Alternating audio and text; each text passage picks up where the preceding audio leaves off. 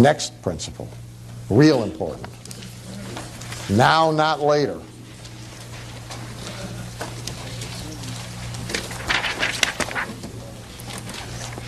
This is a biggie for a lot of reasons, because it's the key difference between poor people and rich people. Rich people get paid for the work before they do it. Poor people get paid for the work after they do it. That's why the rich get richer and the poor get poorer. Because the poor are getting paid late, the rich are getting paid early. If you're getting paid early, you got money. Real working poor people, think about their existence, because it's an analogy. They go work all week or for 2 weeks. Then they get paid. Why? Because we, the employers, want the use of the money for the 2 weeks. We're smarter about money than they are. So they work for a week or 2 weeks, then they get paid. They're chasing their bills, and they're buying under the worst possible circumstances. They buy their groceries by the day. They buy everything by the day. They pay the highest prices. They pay the highest interest. We are paid before we do the work. We got the use of the money. We got cash. Cash is king. We can buy right. We can buy big drums if we want to. We can get better prices. We can pay lower interest because we can put more down, et cetera, et cetera, et cetera. So you want to get paid before, not after. Early, not late. The whole concept to me of invoicing, I did it for like a year in business, and I quickly figured out, bad idea. You know, I've done the work, now I'm invoicing, now I'm waiting. How about eliminate waiting? Now, not later. A whole lot of businesses, part of their problem. Now forget the working poor, go to the small business guy. A whole lot of them are in trouble for the same reason. They can never get ahead because they're always getting the money behind. They're always late. Because everybody's always late paying them. Our business, in the speaking business, a very good friend of mine, he insists on invoicing. Fees and expenses. Now this used to be the way everybody did it, by the way. At any one given time, he's paid, think about this, 30 to 50 grand of American Express bills for travel that he hasn't yet gotten back, and he's running up another 50 on the Amex, and somebody is being paid in his office to keep track of all that and chase these people to get him to pay for it, and these are expense reimbursements. There isn't even any profit in it. And who's he work for? General Motors, GE. Do they really need Al Schwartz to be their bank? No, but they'll let him be if he's dumb enough to do it. They plan on that. Net 30 means net 90. Al Lowry used to have a sign in his office that said, "We shall pay no bill before it's time." Well, let me tell you something. You don't want to be the guy invoicing Al. That's a real bad position to be in, see, because the sign has another sign. So you want to get paid before you do the work. You want to structure. That's why prepaid was so good in chiropractic. And it's such a shame more chiropractors won't do it. And you want to know something else about prepaid for chiropractors? It's better for the patient. You know why? Compliance. Compliance. They prepay for $7,000 worth of care, they might show up. They might actually do the exercise you tell them to do because they're so heavily invested. Good deal for the patient. Best reason to do it, good deal for the doctor. So get your money early, not late. Look at how you can be paid long before you deliver, not when you deliver, and certainly not after you deliver. You'll be a happier camper. And Dan, just one question. Supposing you're doing work that's coming, say, through an agent or subcontracting, where they aren't going to get paid overall. So, Supposing you're working through an agent. No, it's not. Supposing you're working through an agent where... It may be on, but we got nothing. I got one up here. Give him this one. Hello? Oh, we're on. There you are. There you There's are. 2 switches on the mic. Okay. Okay. Supposing you're working, say as a speaker, and you're working from a bureau, and the bureau is saying, well, we won't get paid, and so on, like that way. So how would you put it that way? I'd get rid of the bureau. Well, I mean, that's my answer. And I mean, Kit and I have this conversation all the time, and he's but he gets a lot of business from bureaus. And see, the trade you make, I mean, I'm giving you a simplistic answer to a complicated problem, but here's the deal. When you have any layers, let's genericize it now for everybody. When you have any layers between you and the person giving you money, you got problems. Okay? You have vulnerabilities in your business. And you have bigger problems than the one you just identified. Okay? That's bad. But what's worse is you are dependent on someone else to feed you, who may be happy feeding you today, but may not be happy feeding you tomorrow. What happens if their brother-in-law decides to do what you do?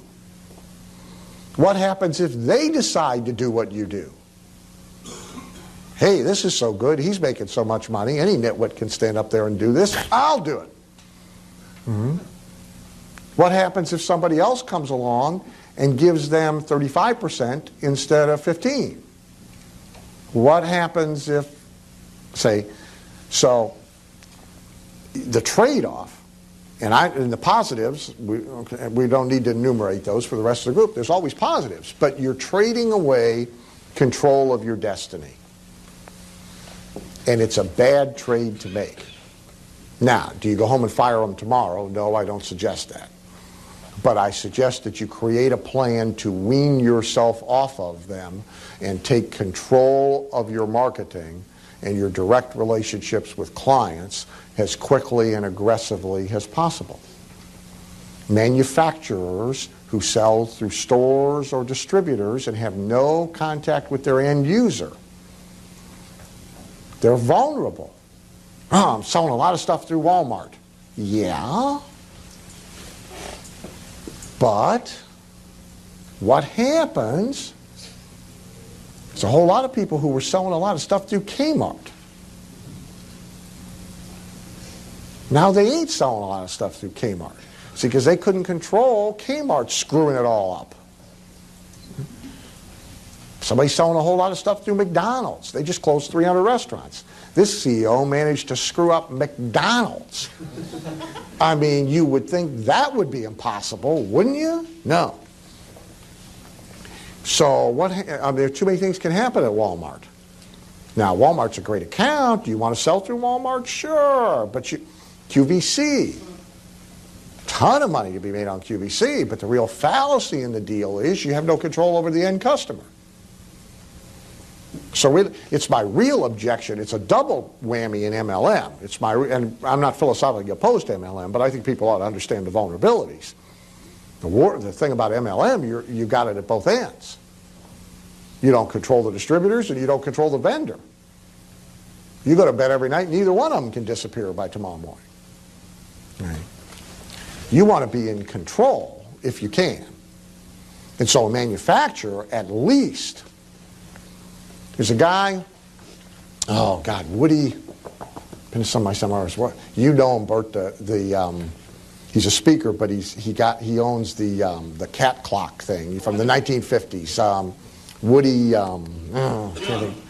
Young, yeah. And you guys all know the clock. It's the clock where the head and the tail move. You know, everybody had them in their kitchens in the 50s.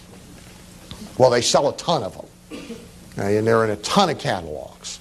And they're in retail stores. And I think he's been on Home Shopping Network.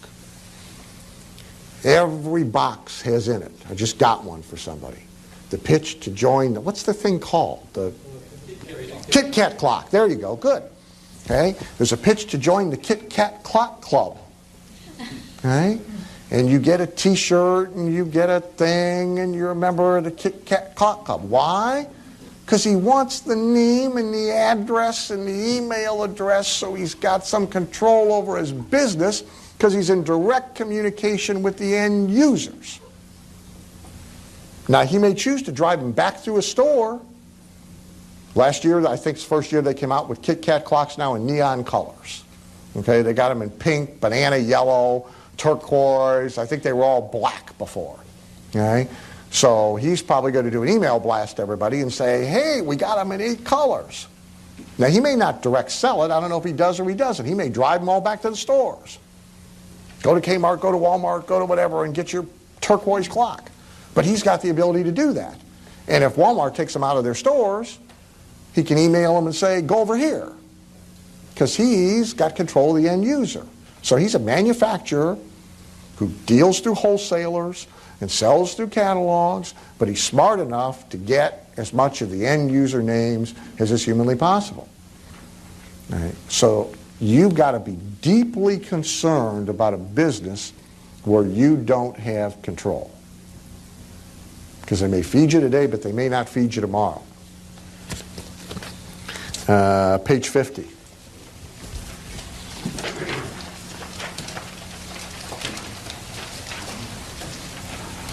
There's really 2 things about this. I'll actually do the second first. There's a really dumb thing that's told to everybody. It's gambler superstition is really its origination. The Kenny Rogers song. Don't count your money when you're sitting at the table. It's gambler superstition. Okay. And a lot of people transfer it and believe it in business and in life. Okay. And it's dead wrong. You want maximum money, you're focused on money, therefore you're always counting. When I call in, I want to know, are we making money? The second question I want to know is, how much have we made today? Matt and I talked about it at lunch. Same thing. He's always watching his numbers. How much have we made by 10 o'clock? How much have we made by 12 o'clock? If he's away and calls, he wants to know. Larry and I had a conversation. By the way, Larry, where are you? There you are. You're either shorter than I thought you were. There's a couple really tall people in front of you. Do you want me to keep your numbers to myself? I don't care. Go ahead. You don't care? Okay. He's having his first $450,000 month.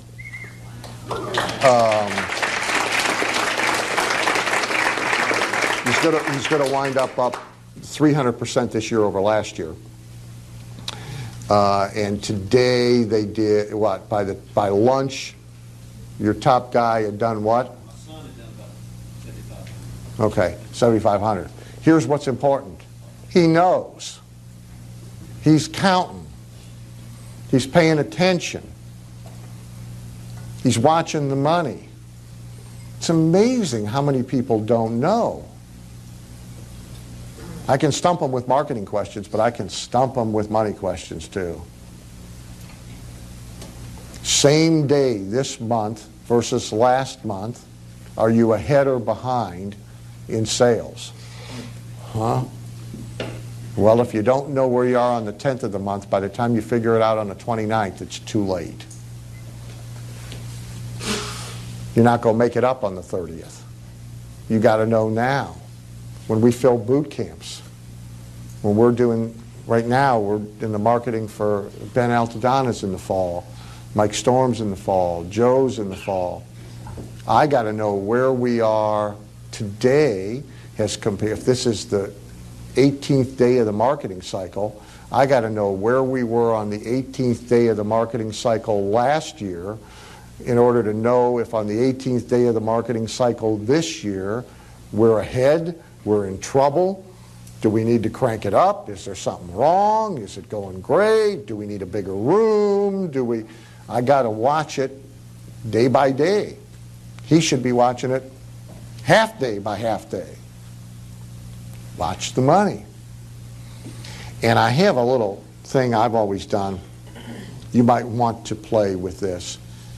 I've always, here's what do most people keep in their checkbook balance? A ledger. Oh, by the way, how many of you delegate the checkbook in your business just for the hell of it? Oh, good. Very good. Only a few. Very good. Lots of reasons, lots of practical reasons not to do that. But there are psychological reasons too, just like the bank deposit. Most checkbook ledgers just track the balance. That's probably what yours tells you. Every time I look at my checkbook, there's a constant tracking of where I am in relationship to the amount of cash I want to have on hand by the end of the year. Total cash assets. So there's a continual list that I'm continually updating of what's in this account, what's in that account, what's in that account, what's sitting over here in this, what's sitting over here in this, what's due to me, which there isn't much of that, and what that total is in relationship to what the total is supposed to be on December 31st. So I'm down X dollars. How much ground have I made up in the last 30 days? Where am I in ratio? And so you could go through mine, and if you went back enough years, you could see the progression against the first million, you could see the progression against the second million, you could see the progression against the third million, you could see the sudden disappearance, you could see the progression again. You could, but I track that daily. I want to know how many hundreds of thousands of dollars I am away from the number I'm supposed to hit by the end of the year, and I want to know if I'm making up ground, if I'm not making up ground. Do I need to crank it up? Can I coast? Somebody yelled out one from the back.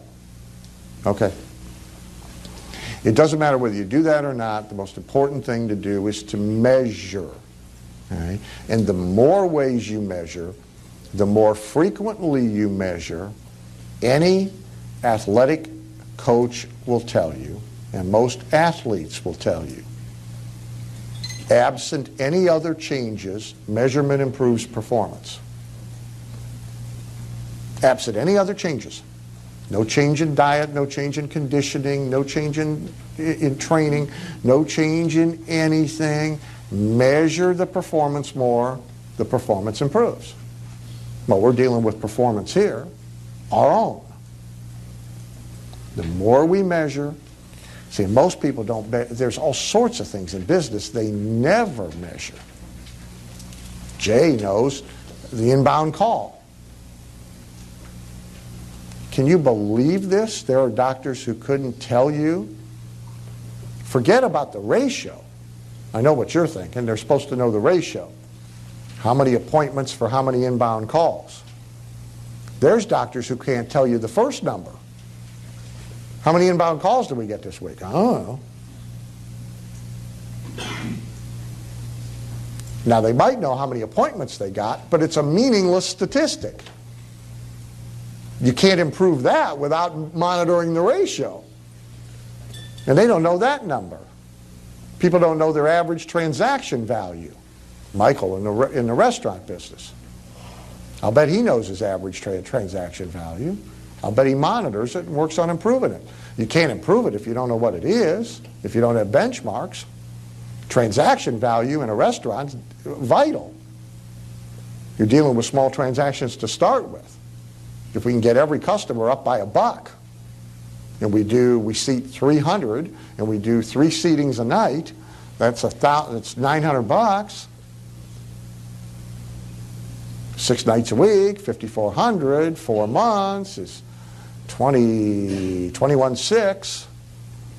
By the way, you ought to be able to do money math in your head, not with calculators. I'm no good at any other kind of math. And I was given a C in algebra because I had the algebra instructor in my Amway group. I can't, but I can't do any, but I can do money math. And it's amazing how many people can't do money math. They can't even figure this stuff out. You should be able to do that in your head. Okay? But you got to figure out what all the vital statistics are, all the vital money statistics in your business and in your bigger picture of where you're trying to get. And the more you monitor them, the more you measure them, the more you set short fuse targets. See, the reason Larry knows how much they did today is because he's got daily objectives. Some people have hourly, because that way you stay ahead of it. You don't get behind it. If you're managing X number of customers, you may be measuring how much they spend and looking at their spending patterns. Every business is going to be different.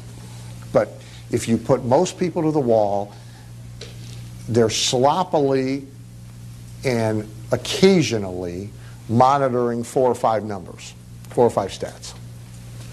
And the rest of the stuff they're getting is history. The bookkeeper or the accountant does it, and they see it a month afterward, a quarter afterward, or a year afterward. It's the equivalent of the annual performance review for the employee. Too long. You do that with kids. Imagine, annual performance review. Well, after they burn down the entire neighborhood, got to be more often, right? I have a client who said, I was at his place. Well, it was Paul Johnson. He don't mind me telling. I'm at his place. We're shooting his infomercial. And we're there on a day real business is happening. And now, to be fair, here's how good his marketing is. Paul in the room? Is Paul here today? No. Good. Then I can really talk about it. Here's how good his marketing is. It's like a 70% give or take close rate of people who come. They get to the facility, 70% of them buy. But this is total testament to all the pre-marketing, because I've seen the sales. The sales guy, up pulls this couple. Anybody in the room here, you could know nothing about sheds and you could have made this sale. Up pulls this couple, about a 5-year-old Cadillac, immaculate, gleaming. I'm a Marine license plate holder, flag thing in the corner, Marine decal in the other corner, right? Guy gets out, about 55, casual clothes, but pressed. Nice little wife with him. Looks like somebody stays home, bakes. He's got a brochure. He's got the brochure. He's got the testimonial booklet, and he's got a clipboard. Comes up, there's 4 different shed models. He's in and out of the sheds, they're outdoors.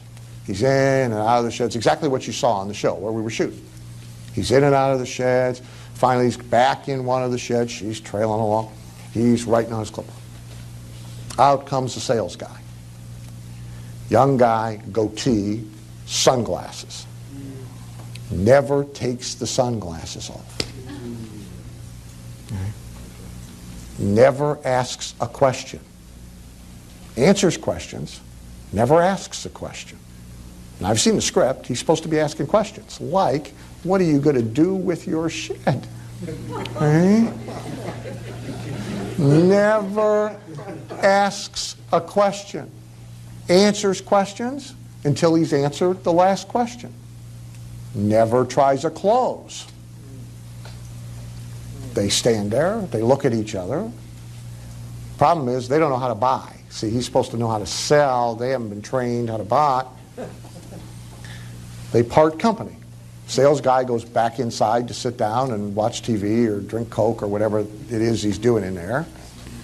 Couple goes back to car. Comes back from car. Goes back into one shed. Is in there for 3-4 minutes. Comes back out, goes to car, drives away. I'm ill, right? I mean, it's all I can do. I'm thinking, geez, I mean, what a lay down this is, right? Now, keep in mind, they're getting 70% with this going on. I say to Paul, I tell him, we're driving now to somebody's house to shoot one of the testimonials. I said, you know, he said, he said, about a year ago we did some sales training and we did get a bump. A year? They forget their job over the weekend. Okay? Monday, you do sales training. You're spending all this money to get them there. You've got to have the functional person. If you're stuck in a business, you got people. I don't envy you, but if you're going to have them, you've got to fix them. daily. And you got to measure their performance. So here's the question I ask. How many leads did he, whatever the doofus's name is, which I now forget, how many people did he meet with last week? I don't know. Therefore, you can't know what his closing ratio is because you don't know what the starting number was. He doesn't know how many total people came, but he doesn't know how many Al dealt with or how many Bill dealt with. Got to know. Got to be on top of that. Got to measure Al's average transaction size because there's upsells. There's window boxes, there's windows, there's solar panels, the money's all in the upsells. If you're running a car dealership, you don't just monitor the number of units the guy moves, you monitor the average sale. You monitor the margin because they have flexibility in the margin, right? Guy could be the third best guy in total units, but he could be making you the most money. So every business has a bunch of stats that you need to be on top of all the time. And your own money stats. Where are you? Where are you trying to get to? I'm also big on figuring out ahead of time where the money's going to come from. Because if you figure that out at the beginning of every year and then you recheck it every month or every week, depending on how you get your money, then you can figure out what the dollar amount is that you want this year that you don't know where it's coming from, that you have to create something to get it. So every business has some stable sources of money, I hope. I mean, even mine does. So at the beginning of the year, I know, well, I get this much from Platinum. Done deal. In fact, we've already collected most of it. I got this much from my coaching programs. We got this many people who are due for expire this year. I know what our renewal rate is. I can do the math. I know what we're going to get from renewals. All right? I pretty much lay down, I'm going to average a consulting day every month, so I'll plug in 12 times $7,800. Okay, that's known. That's a known. Figure up all the knowns, deduct that from the amount of money I want. Here's the number. I don't know where it's coming from. It's X. Now I got to go figure out where to get X. What are we going to do to make X happen? Guy running a restaurant, he's got a certain number of customers who come in twice a week unless they're dead. Okay? And their average ticket size is X. We know we got that. He's got a certain number of customers who come in 4 times a week. Well, we know what that is. The cop comes in every night and orders pie and coffee. Okay? 30 nights, pie, coffee, boom. We could figure out what's going to be there for sure. Now, if we want it to be 50,000 this month, and the total we figure up that we know is going to be there is 25, now we got to figure out where we're going to get, how are we going to make the other 25 happen? What are we going to do? If you don't do these calculations, you're running around flying blind. You may be doing more than you need to do, and you could go play golf. You may be doing less than you need to do. But if you're not monitoring, if you're not working the numbers, you don't know. And remember, just specific to marketing. Marketing boils down to behavioral psych and math. That's it. The math part's just as important, it's just not as much fun. By the way, I hate all this. Wasn't any good at it. I don't like it. I detest it. I'd rather not do it. But if I don't do it, I don't get the results I want. The second thing about targets is you want to be very, very careful. You want to set targets. You want a lot of targets. There's some people running around right now. There's a couple speakers. There's a couple books out. The book sold very well because it told people what they wanted to hear. In fact, I think the title of the book was Don't Set Goals, if I'm not mistaken. Am I wrong? Michael, it's out there, isn't it? Living without a goal? I was tempted. Huh? No, there's one called Don't Set Goals. Now, there may be another one, Living Without... Don't Set Goals made it to the Times bestseller list and the Amazon list. It was up there for a while. It's not quite as dumb as the book Non-Manipulative Selling, but it's close. Well, I mean, that book, by definition, non-manipulative selling. Can you think of a dumber title? All selling is manipulation. What else is it? I mean, it should be a 2-page book. Non-manipulative selling, bankruptcy. That's what it should be. You know? End of story. You know? So this thing, don't set goals. So there's people running around, don't set goals, because here's the rationale. Because most people who set goals don't get them. Well, most people don't do anything with anything. That's why the Federal Trade Commission law, it's the worst law ever written. And we all have to live by it. It's the typicality of claims law. The typicality of claims law says that the claim, the promise you present to the marketplace, contextual, including your testimonials, should represent the typical results achieved by your customer. Okay? So in the way, well, since 95% of them do nothing, that kind of on a bell curve brings the average way down, doesn't it? Now, if you could use the 5 but just do the ones who did something. So in weight loss, for example, typicality of claims says you're only supposed to be, that's why you see all the, they'll show you other stuff and it's risky, depending on how you do it, but they're always, average or typical weight loss is, you know, 1 pound a week or a half a pound a week or whatever, because that's the real story. Not that you couldn't lose 20 pounds a week with this product, some people do, but there's 90% of the people who buy it who never take it, right? Or they don't follow the diet that comes with it. They take the weight loss pill and then they eat pizzas, right? Well, they're going to screw up your average big time. Right? So it's a very bad law. So the deal, oh, we're going to tell everybody not to set goals because most people who set goals don't get them. Well, most people who do anything don't get anything, the results from it. That's most people. God forbid we should make our decisions based on the results most people get. You'd never do anything. Right? You'd never attempt anything. You'd never do anything. You'd put yourself in a cocoon. Right? So that's a bad justification. Every high achiever I know, tons of goals. One of the most successful guys I work with, he's working 300 to 500 at a time. Daily, weekly, monthly, quarterly, annually, carries them around in a big book. It's the only thing he schleps around with him. Goal book. Constantly trying to find out where he is. Where am I, where am I, where am I? Counting. But, very important, when you set your goals and you set your targets, don't restrict modus operandi. Other than the list of things you won't do for money. You should have that list. That list is okay. You should have it.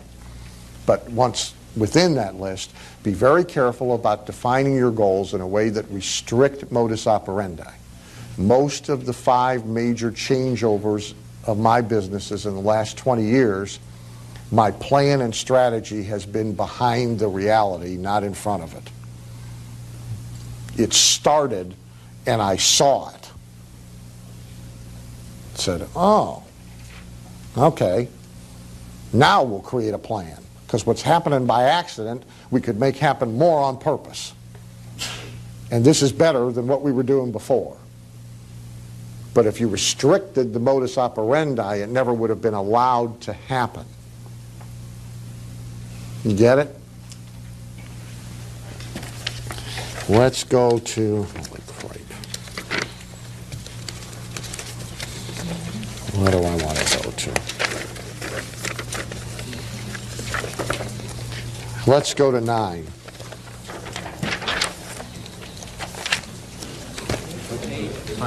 I'm sorry. I did not. I'm sorry. 54. I apologize. Yeah, my 9. None of this is new. I'll be quick. But it's important.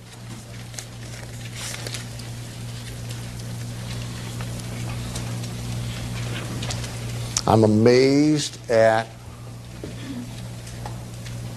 the problems, like in coaching. You could divide everybody in my coaching groups pretty much. Here's one of the ways you could divide them. There's a third of them who are maximum get-doners. Month to month, lots of stuff. Boom, boom, boom, boom, boom, boom, boom, boom, boom. Okay? I mean, they're into implementation. Yesterday we had one guy who implemented during the event. I don't know, he's Richard Roop, and he took Tony Wroblewski's strategy for collected testimonials that he presented the first day, had a website up, did an email campaign during the night, and had 47 testimonials by the end of the next day. I'd love to have him in coaching, say, because he's going to be fun. Those are going to be good calls and good meetings. There's a third at the other end who pretty much never get nothing done. They're around because they like the sound of my voice. All right? But pretty much, they think it's a big month if they got one thing done. You know? I mean, I got a guy, this is 2 years ago now because I bounced him out. I'm trying to get him to do a broadcast fax campaign. It's 2 years ago. The conversation, the second month, after we talk about it, is I called the fax company. Yeah. That's it. In a month. In a month. Next month, I wrote the fax. 3 months before this is out. You could have mule trained it. And, I mean, well, I'm so busy, I don't have time. Totally out of control. You know. Then you got people who are in their state. Women, you wouldn't know this, but men actually now are talking on the cell phones at the urinals. Honest. Am I lying or huh? Well, my privacy was being invaded. It would happen at the break. They're talking on a cell phone at the urinal. Their life is so out of control, they can't even pee in peace. You got trouble. I almost stopped and kicked this guy's butt the other day. I'm driving through my neighborhood, and here is this guy out in his front yard. He's playing catch with his kid, talking on the cell phone. I want to just kick his butt. Either put the phone away and pay attention to the kid or leave the kid alone. But don't send him the message, you know, that you are of such trivial importance that I can't take 15 minutes here without being interrupted with a phone call. I mean, I just wanted to take the phone and boom. So people they're just out of control with this thing. If you can't get control of your time, you aren't going to have to worry about managing money. So the list, nothing new. You got to escape the pure exchange of time for money. Pure billable hours businesses, you can make money. You're not going to get wealthy if you can't find a way to transcend the exchange of time for money. Because ultimately, you'll reach a point where you can't get any more per minute, per hour, per day from a straight exchange. I have a few clients right now that we've pushed. Neither they nor I can figure out another way to shove their minute, hourly, daily rate any higher than we've got it. We're at like 20 times the average in their industry. I can't do it anymore. Fight for the highest and best use of your time. You got to fight for it because people are constantly getting you to do a bunch of crap that you shouldn't be doing, that somebody else should be doing, that doesn't contribute. I mean, on one hand, I went 2 years without buying gas. Somebody else had to put gas in the car because I ain't got time to buy gas. Well, it's a minimum wage. I mean, you know, somebody can go get gas, you know. And I mean, on one hand, as a result, I mean, I actually now occasionally enjoy going and getting gas. It's like, hey, normal life, this is what it's like. But really, I shouldn't be doing it now either. Right? And I got to stop. I got to get somebody to go get my gas. Right?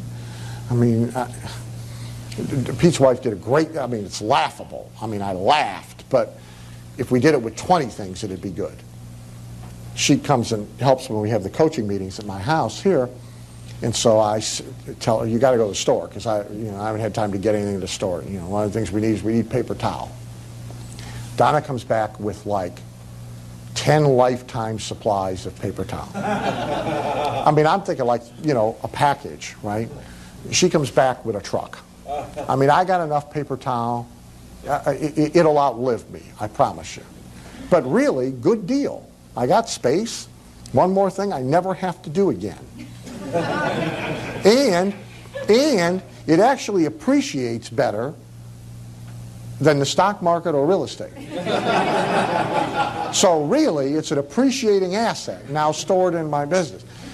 You got to fight to stay on the highest and best use items. And you've got to be willing to let things not be dealt with at all in order to do that. I got faxes from people I haven't answered in a month. They're in the month-old pile. Some of them are on their third, and these are people trying to give me money, because I separate that.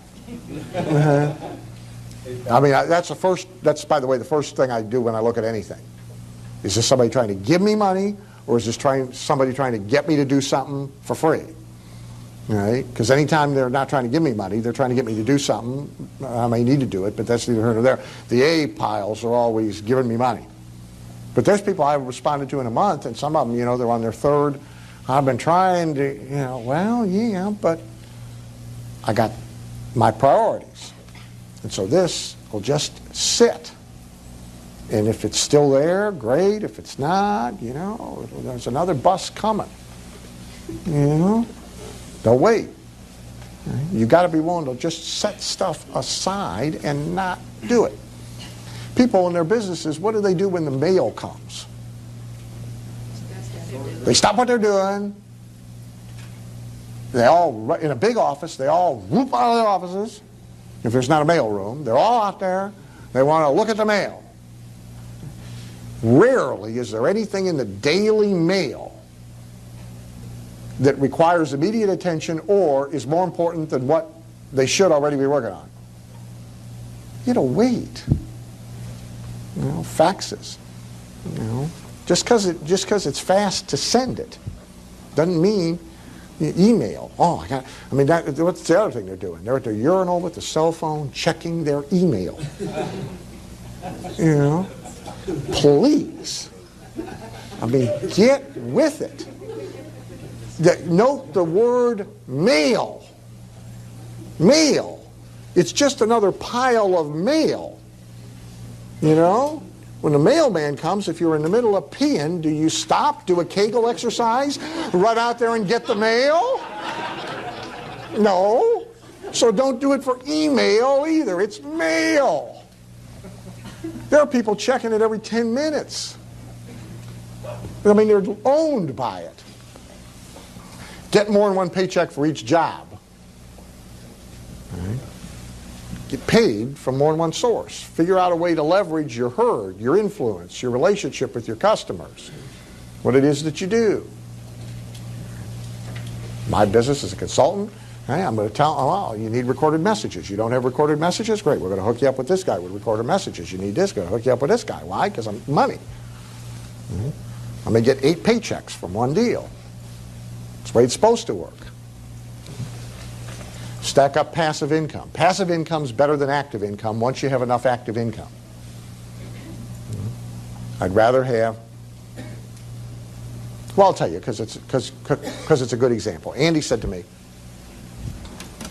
when we went to lunch, he said, he said that inaccessibility thing may not work for you as good as you think it does, because the fact that I know I can't get to you to get a question answered or to get a critique lickety-split is what's driven me to buy from John Carlton and to buy from Bill Glazer. And so you've given John, how much you're in his top deal? So you, what? A couple thousand bucks to John, a couple thousand bucks to Bill. I said, yeah. And I got half of the money from John, and I got half of the money from Bill, and I don't have to do anything. I'd rather have half the money and no work than all the money and all the work. I'm delighted. John, Bill, have at it. All right? All right? I still got them. I'm still getting, you're here. All right? But now I got passive income. All right? I like passive income. I even like the little ones. My Amazon.com check. I'm excited. I didn't have to do anything to get it.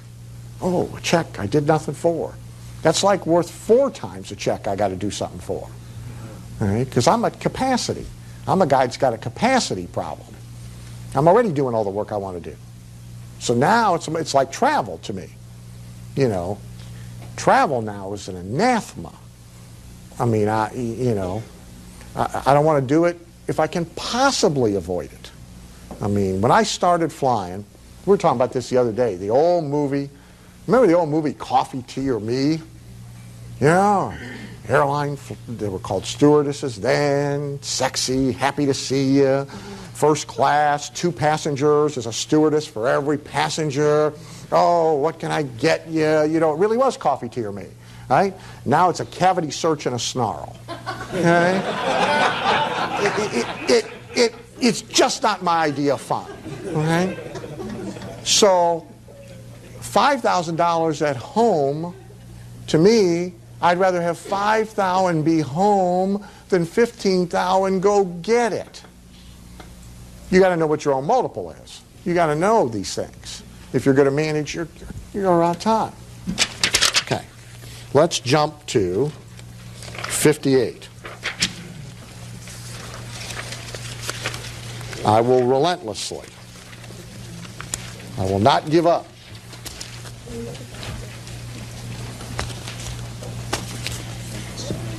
First of all, you got to have a price strategy. You may not like mine. You may want to be Walmart for one reason or another. Walmart, very successful company. Can't argue against their price strategy yet. But you at least got to have one. And here's what it shouldn't be. It shouldn't be the things that artificially suppress price. Your price strategy should not be motivated by fear. It shouldn't be motivated by guilt. It shouldn't be created by industry norms. Hey, let's see what everybody else is doing and do that. It shouldn't be by easy comparison, because you can fix that. You can change that. And a big thing that suppresses price is the absence of a sales system. And so, because we got a bad sales system, we have to have low price. No, fix the system. Paul can raise the shed prices by another $1,000 if he fixes the salespeople. Still the same number of salespeople. Still the same commission. Same everything. Just fix them. And then raise his prices again. Okay, because now maybe they're closing 70% now being bad. If they can close 70% being good, but we can charge $1,000 more for every shed, better business. When you raise your prices, all these good things on this list happen to you. There's too many good things to ignore. So you want to be, in my opinion, your price strategy is premium price, top of the barrel, as high as you can go. McDonald's, we talked about that. I just love this deal. McDonald's. 2 months after launching they copied the value menu deal. Their dollar menu. 2 months after, this is the slow boat thing, Tom, you and I were talking about.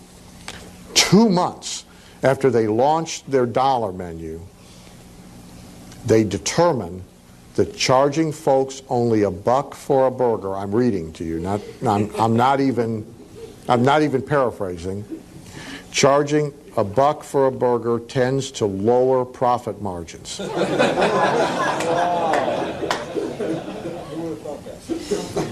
2 months to realize this. How many details is that company? The fast food company then posted its first quarterly loss in 38 years as a public company.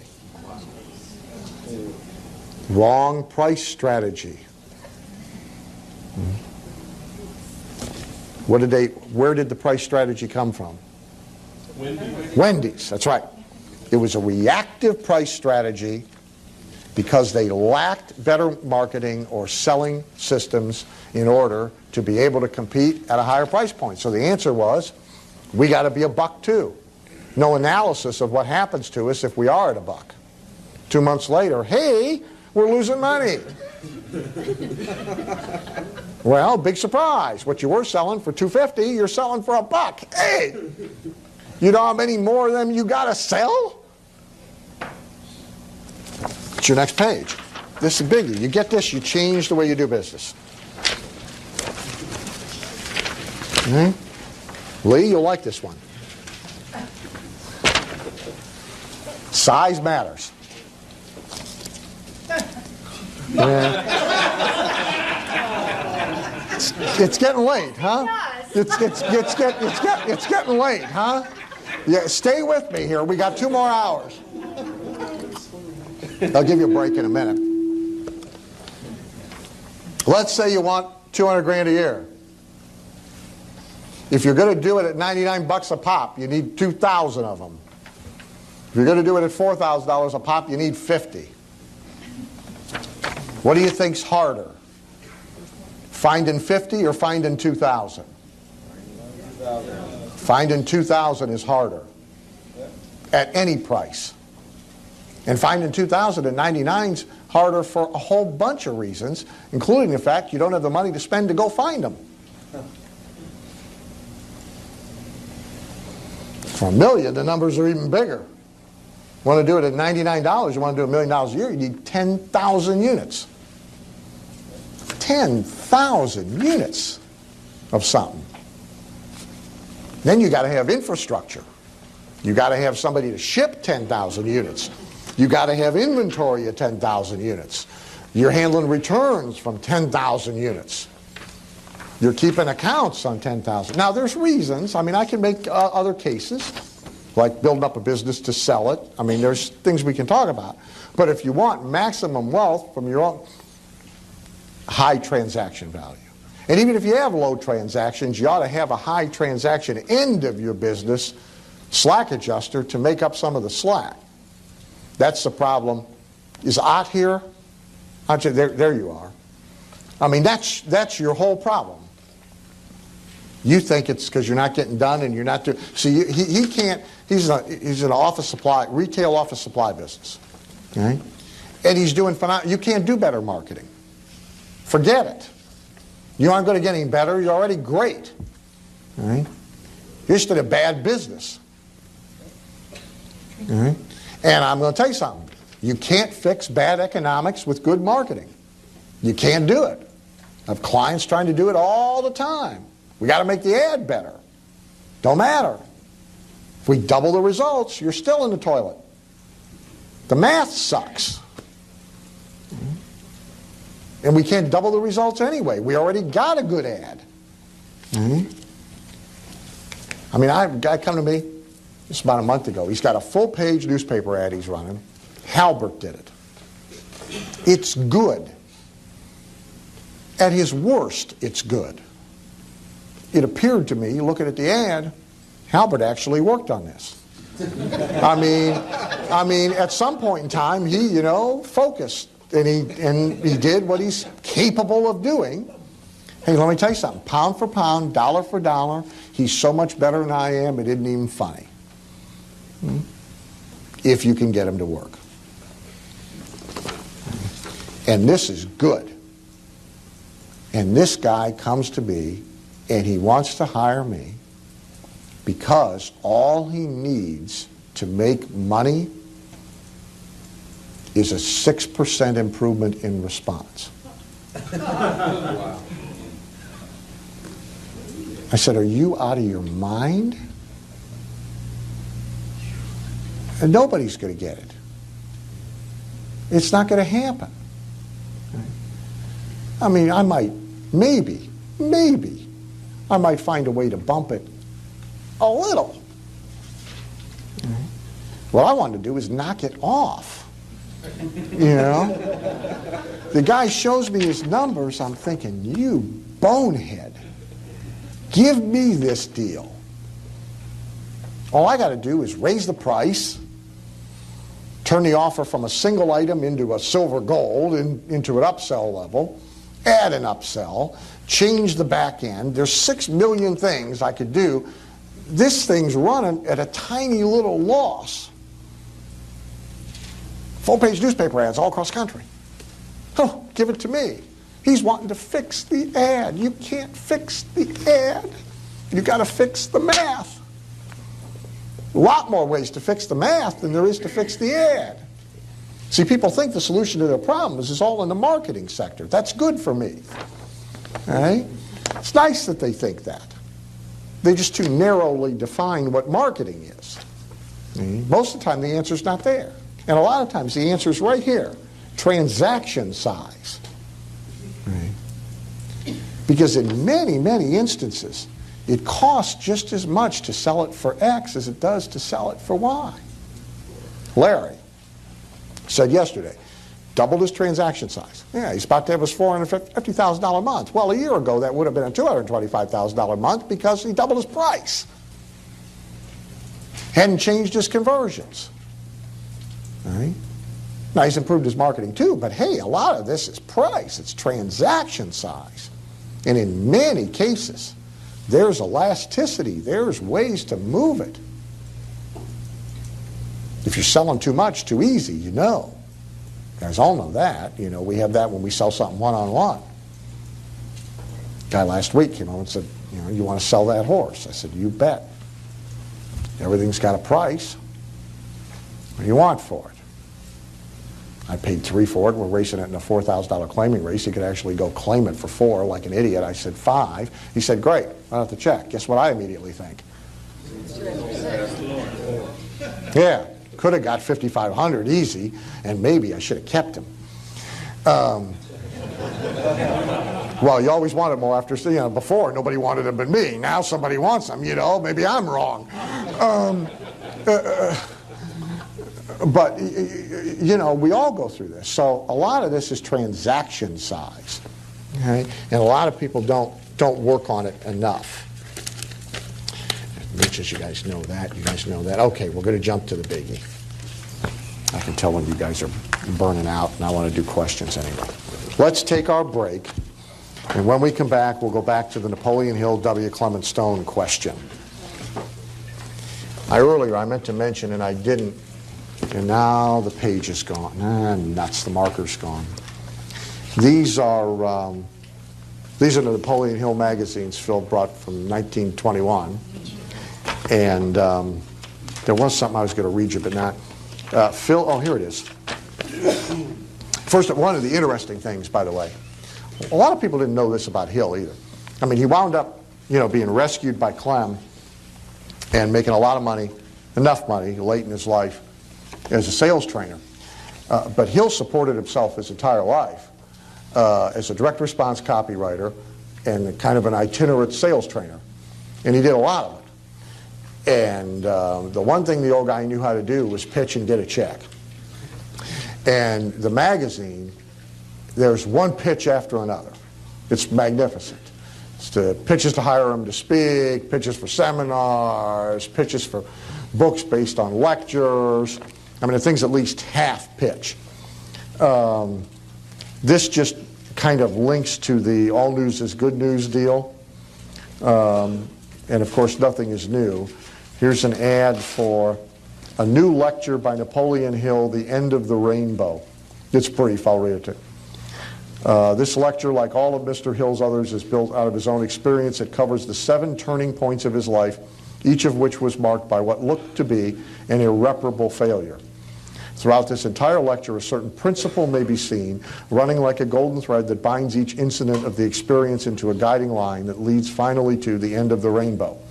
The lecture will take you back into your yesterdays. It will bring back to memory those disappointments which seemed to end your happiness but later turned out to be blessings in disguise. It will carry you back over a pathway that was laden with thorns and watered with tears, back to the day that Napoleon Hill first began as a laborer in the coal mines. After you have gone with Napoleon Hill down through the valley of the shadow and up over the mountains of toilsome heights to the end of the rainbow, you will love mankind more than you did before. You will be more tolerant than you were before. You will be bigger and broader than you ever were before. And you will be inspired to undertake more than you ever thought of undertaking before. This lecture is Mr. Hill's crowning career masterpiece, and if he never contributes anything else for the good of this and future generations, this one lecture is enough to ensure him a place in the hearts of his fellow man for a long time after he has passed over the great divide. And then, of course, there's a call to action. It's great copy. Phil, are you gonna reprint these babies? No. You're not. You chicken, you. There's so much good stuff out there that is freer than that. Okay. All right. Okay. Too bad. All right. So, our friend Napoleon Hill winds up, after all of this, having to be hired by W. Clement Stone. W. Clement Stone is inspired by Napoleon Hill and winds up with a ton of money. A number of differences, many of which we talked about during the day, but here's the big one. Now, if you remember, we talked about the title of Napoleon Hill's book, Think and Grow Rich. Who knows the title of Clement Stone's book? Tell you that, okay, his first book. That book stinks. Yeah. Bingo, The Success System That Never Failed. It is the book you should read. But you don't have to read it to get this, because he put it in the title. The difference is on page 66, and the key word is system. Throughout his entire life, Napoleon Hill never devised any system for turning himself and his content into money. He had an unsystemized business. W. Clement Stone applied the philosophy in an environment where he was able to create a marketing and mostly, in his day, a manual labor selling system that was reliable and predictable. It used human labor, but pretty much did not require good human labor. They could be plugged in and out. He had a true sales system, and that's the difference. If you look at Guthrie Ranker, now I started to work with Guthrie Ranker when they thought, talk about restricting modus operandi, they thought they were going to be the infomercial company that sold the world self-improvement and success information. It's why they got into the business. Well, they got into the business for a money reason too. Bill was manufacturing all the tapes for the Get Rich in Real Estate guys who did the first infomercials, and he understands margin. All right. We got 50 cents worth of cost of goods. We're selling this thing to them for 57 cents a tape. They're selling it for 50 bucks a tape. Be better to be on their end of the deal. So there was profound money motivation, but also Bill particularly in love with, as many of us have been at any one given point in our time, self-improvement, wanted to share it with the world, and so they believed they were going to be the self-improvement company driven by infomercials. Hence the first show, Think and Grow Rich, done with the foundation. The second show, Personal Power, done with Tony. Gradually came to realize that it was hard, that now you'd pretty much exhausted the ability to have hits, discovered how hard it is to sell self-improvement, but knew how to make infomercials work. If you look at the company today, which the first year Tony was on the air, they maybe did 20 million. Last year, maybe 750 million. Okay? This is a big business. But the business is nothing like it was. But the business is now systemized. And all they're doing is cloning the same system over and over again. And I've said many times there's a lot of things they don't do well, but there's enough things they do really, really well, and they've gradually decided to do only those things they do really, really, really well, that therefore they're making a lot of money. They've mastered continuity retention, continuity marketing. They've mastered continuity of consumable products, and they got it down to a science. And so if you analyze their business today, it's the proactive acne treatment business, the Victoria Principal skincare business, the comprehensive vitamin business, and anything else that they attempt fits the same system. It's got a star, it's got a consumable product that you either smear on, you eat one way or another. It's the old Rich DeVos rule. One way or another, it's got to eventually go down the sink. Okay? It's got to get used up, so they need more of it. And now we can auto ship it every month. Okay? So everything fits that system. And then everything's the same. Everything to retain the customer is the same. Everything to upsell the customer is the same. Everything to expand the product line is the same. The move from the infomercial to QVC is the same. Everything's the same. It's just what's the next thing we can plug into the system. The wealthiest people I know, their businesses operate by system or systems. And the total absence of them is a real problem. It's not one that you can't necessarily overcome, especially if you can make money in big chunks. But still, it's much better to be systemized. I've never completely achieved it in my business. I have systems. I don't have the most important one, which is customer acquisition. My system for customer acquisition for 15 years was manual labor. The fallacy of that system is if you don't want to do the manual labor anymore, you ain't got no system. And when you're not niched, it's very hard to conquer that particular part of the business. Not a mountain I want to climb at this particular point in my life, but and it's a mountain Napoleon Hill was never able to climb. Tried a lot of things, by the way. Franchised, like Dale Carnegie, tried to franchise. Tried the seminar sales system route with the local coordinator and the sales team. I mean, they did a lot of stuff. He did a lot of things. Could never get the front end system right. W. Clement Stone applied the philosophy in an environment where you could get a system right. Don Dwyer, who was a client of mine, was at one time the marketing / recruiting director for SMI, Success Motivation Institute, which sold a franchise to be in the success business. To the best of our knowledge, there is one successful franchisee. Thousands of franchises sold every year, up until recently, one successful franchisee. After a few years, Don made the W. Clement Stone decision.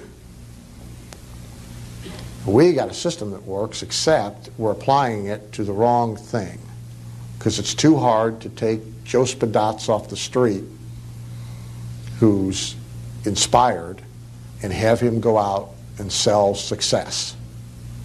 We can't get John able and prepared to do that. We can sell to John. We can get John to come up with $5,000, $10,000, $15,000 to buy our franchise. Now John can't do the franchise. So Don started Rainbow Carpet Cleaning and sold carpet cleaning franchises. Did everything else the same. Same advertising, same marketing, same bring them to Waco every weekend. And so for a while, the only people coming to Waco, except that one time, are the only people coming to Waco every weekend. It's not like a tourist attraction, you know. We're all coming there to be sold by SMI. Now, every Friday, there's all the SMI guys arriving, and there's all the Rainbow Carpet Cleaning guys arriving. And they're going off to their respective seminars, and the seminars are like almost the same, all head trip stuff. Just at the end, the thing you're going to apply your newfound soaring confidence and sales skills and ambition to is not the success business, it's the carpet cleaning business. Why? Because it's easier to take John off the street and teach him how to go get a carpet cleaning customer. And once he's got one, his confidence builds a little more, and then he gets another one.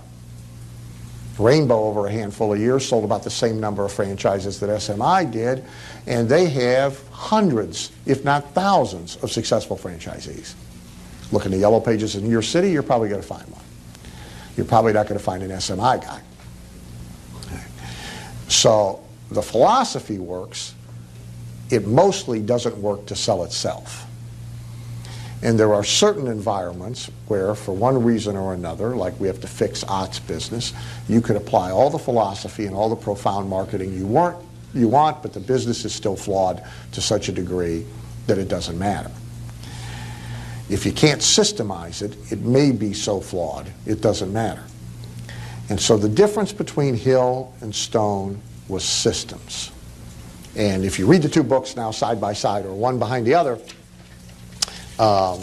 you will see a dramatic difference. Okay. We want to do these questions. Yeah. Oh, this is a leftover one. I like this. I'm going to do this, though. This is Ron Carruthers. This is the one you chose to skip. Ron still here? Right here. Okay.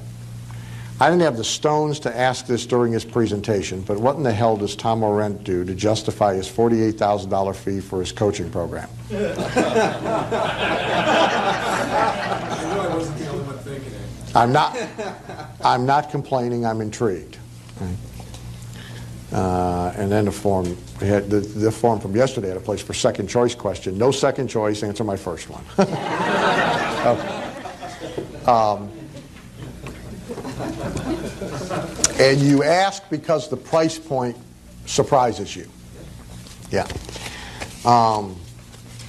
Well, first of all, let me suggest a better question. The better question would have been, rather than, what the hell does Tom Orent do to justify his $48,000 fee? The better question would be, how does Tom Orent sell his $48,000 coaching program? Okay? Because the sales mechanism is far more useful for you to discover than is what is being delivered. However, since you asked the wrong question, you get the answer to the wrong question. We have a joke because Tom's a VIP member, and this was kind of birthed in the coaching program. Our joke is, this is his for $48,000, I'll be your friend program. These are dentists. These are cosmetic dentists, high-end cases. Okay?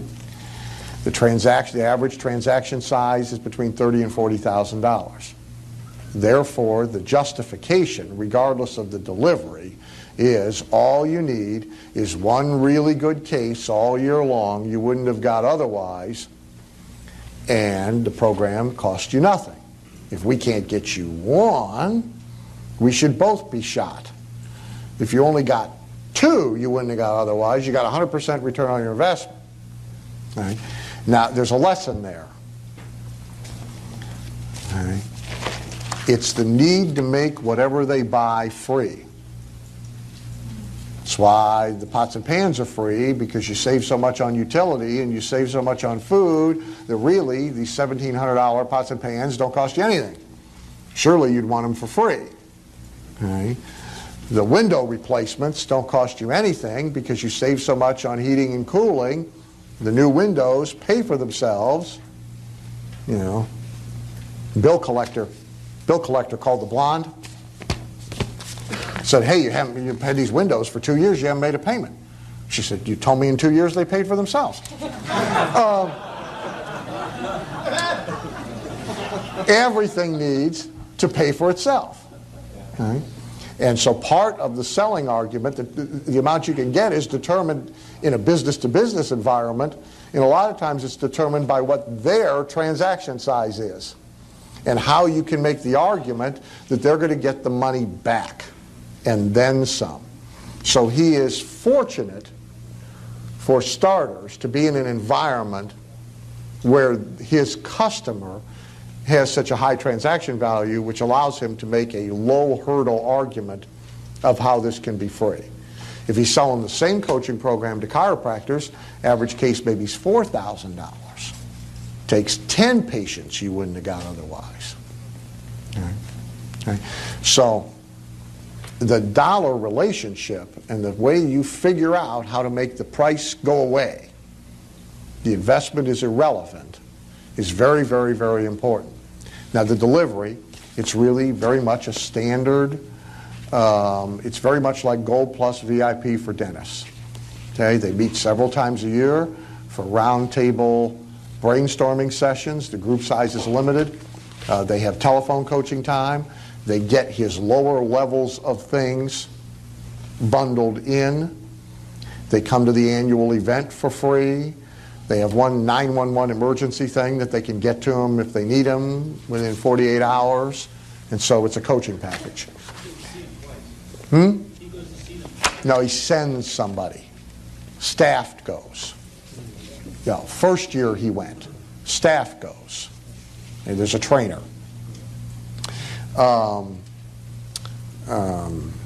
There is a $70,000 program as well. No one has bought it yet, but it helps sell the $48,000 program. You didn't ask that question, but... All right. Oh, here's a goodie. Okay, that was, if you're keeping track, Michael, that was Ron Carruthers. Hey, you know, okay. Greg Neal. Greg here? Greg here? Too bad, it's a good question. Well, he can't win a prize. Funny question. Is there any way to get your attention without having to pay you a massive amount of cash?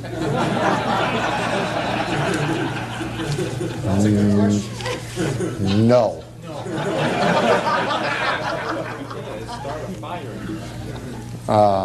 Hey, fire didn't work. No, it was on fire. You know, it took time for Get to get my attention. And I was still trying to finish the phone call. Dan, can I give you an answer? Yeah. You wouldn't park your Jaguar in the garage with a tarp on it? Yeah. Without getting your attention? Yeah. Well, that might. Briefly, though.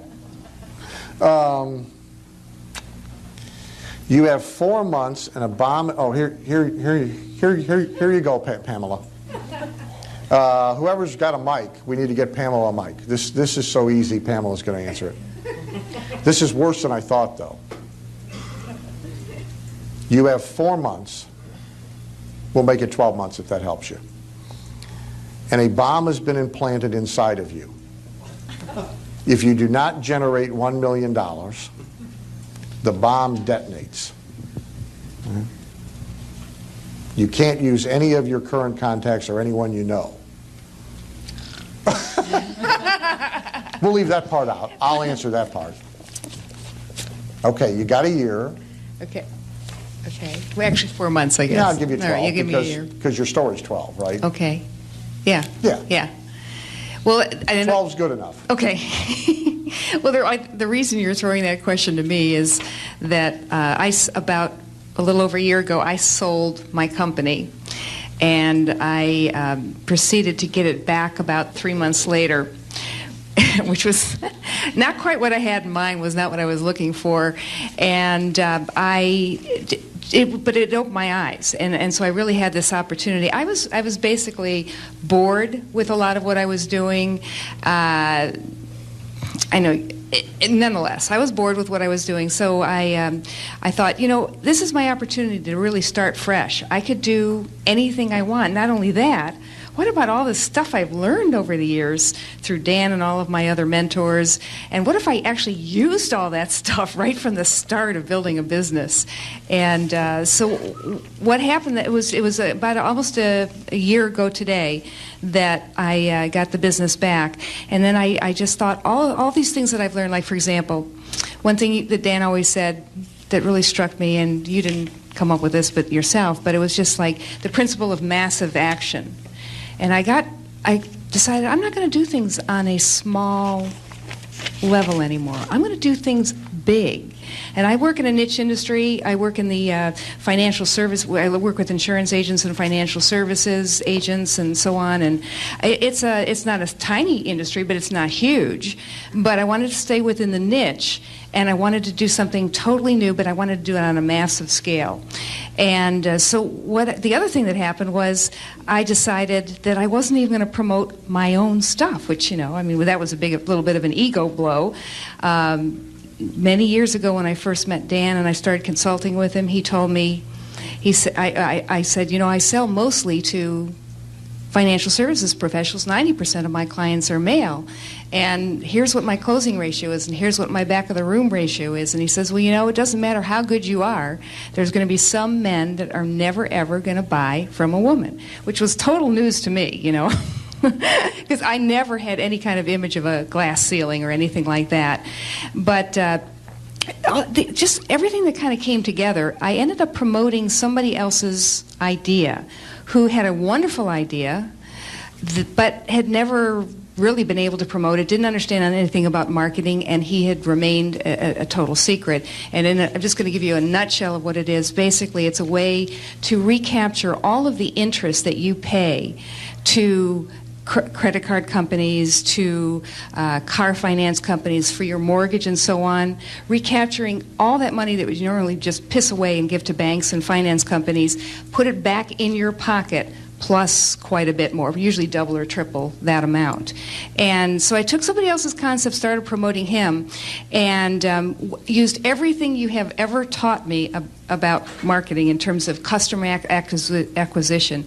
We went to, you know, I didn't have enough customers of my own to do this on that level, so we started going to joint venture partners. We started buying customers through associations. We started buying customers through the different media that advertise and that have connections with our customers. And we did this on a much bigger scale, and we're getting numbers that none of my colleagues in the industry have seen in terms of number of people that'll like sign up for a teleseminar or sign up, show interest in this particular topic. And part of doing that was I did a massive amount of work on all the principles that you're talking about here today. It wasn't enough to just have learned all those things from marketing, and it wasn't enough to have a great idea that everybody seems to want to get their hands on. But I mean, every single day I spend probably close to a minimum of 1 hour every single day just on wealth attraction principles alone. And I've done it more religiously, I've done it more formally than I've ever done it before, and all I can tell you is that it works. I mean, it just works incredibly. And your psycho-cybernetics program is phenomenal. Everybody in this room should have it if it's still even available. Yep. So in 12 months you went from zero to what? From a standing start to what? From a standing start to $1 million. Good. Right. Knowing what you know now, what would you do differently to create and retain wealth if you were just starting out today? Whose is that? Yours? And your name for scoring purposes? Denise Clement. Denise what? Clement. Probably only going to be one Denise. You can just get close. Close enough for government work. Knowing what you know now, what would you do differently to create and retain wealth if you were just starting out today? Well, I mean, my dream is, you know, a second life, but keep the brain.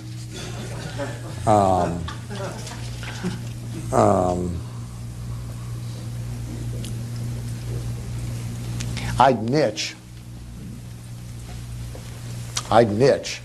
rather than being a generalist, simply because it's easier. It's much easier to solve the customer acquisition system part of the problem.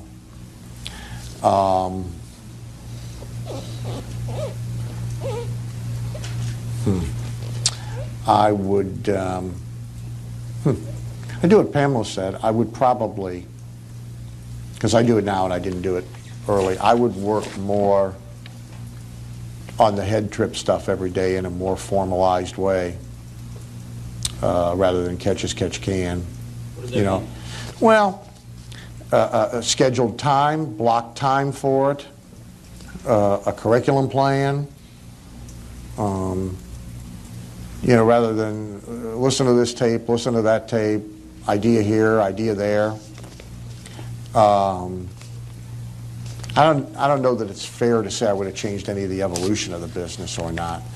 I would have been selling at higher prices early. I mean, there's no doubt in my mind now, for example, that our Success Track business in chiropractic and dental, we should have been at twice the price we were from day one. So God knows I made that mistake.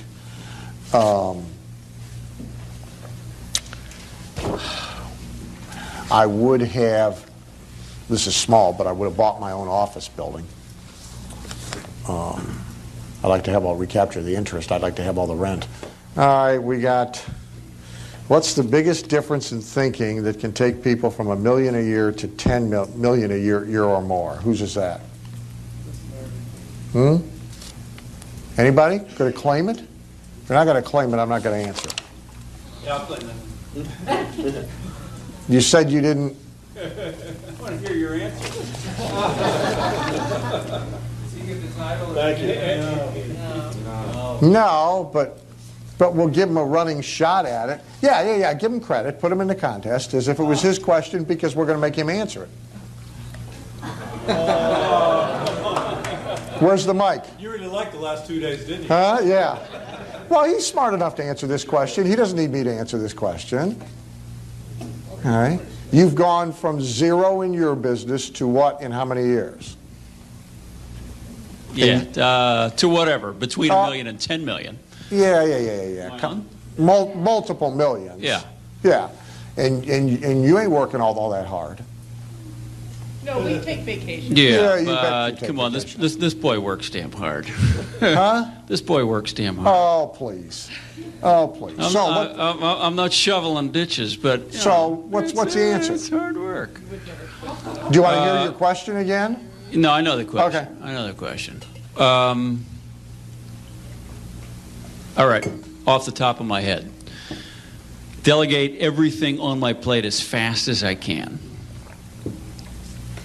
Only do the stuff that I know makes money. Do lots of stuff that doesn't make money, but I don't know it till the market tells me and I get kicked in the ass. So execute really, really fast. That's a biggie. Yeah, execute really fast. But that only happens with the first one, which is, because I keep creating stuff to do, I got to just spin it off and find other people to do it as fast as I can. What's your business? Well, we do a number of things, mostly having to do with marketing and advertising and entrepreneurship in the insurance industry. That's a vague answer, but we've got 4 businesses, so lots of stuff in that area. The question specifically is difference in thinking. Okay. All right, number 1, I ain't the only guy that can do really important stuff. I may be the only guy that can do the highest level of marketing in my business, but there's a lot of stuff in the business that I'm really, really good at and tend to hold on to. So Not going to get to 10 mil on your own. I ain't going to get to 10 million on my own. That's the biggest bad news part of the answer to this question. Yeah, It's going to be very tough. What's If that? you like, it's going to be very Yeah, tough. it does. I mean, if it's you going to like to play require it, require growth in team. Yeah, I mean, if you like to play it lean and mean like I do, you're going to, in our kind of businesses, in information-driven, service-driven businesses, you're going to cap out at right around 2.5 to 3 mil a year, and you're not going to be able to go any farther without people. Yeah, I would say that's a really big difference in thinking. Mm-hmm. Is the plate of stuff that I think a lot of entrepreneurs tend to hold on to is and they're good at there's a lot of stuff on that plate, and they ought to probably get rid of 90% of it, because it's isolating those 2 or 3 things that make a lot of money that you should be spending almost all your time on. Mm-hmm. All right.